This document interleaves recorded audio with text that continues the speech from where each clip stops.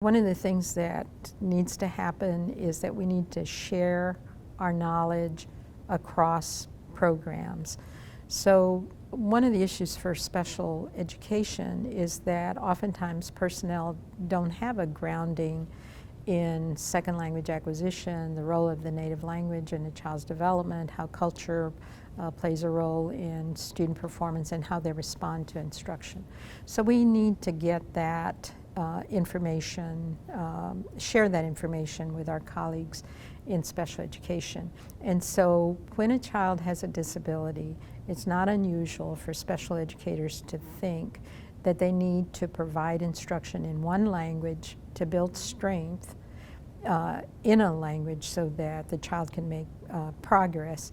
And oftentimes they also reason that because the student will ultimately wind up in all English programs, that because of the disability and because they may be slower in their language acquisition, that we need to move to English so they have all the time in the world to acquire the skill.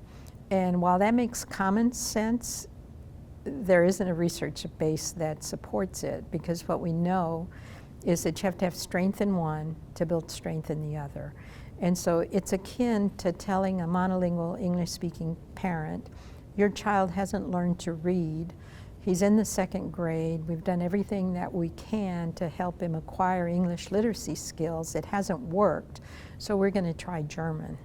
And for monolingual English speakers, we would never consider that, because we know that if English is their native language, then we need to build strength in that. And then moving them to German would create an almost impossible situation.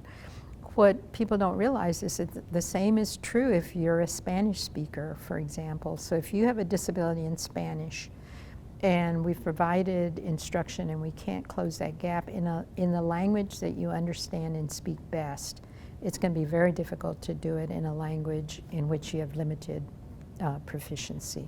So instruction in one language might make perfect sense, but it probably should be the native language to avoid other problems from happening.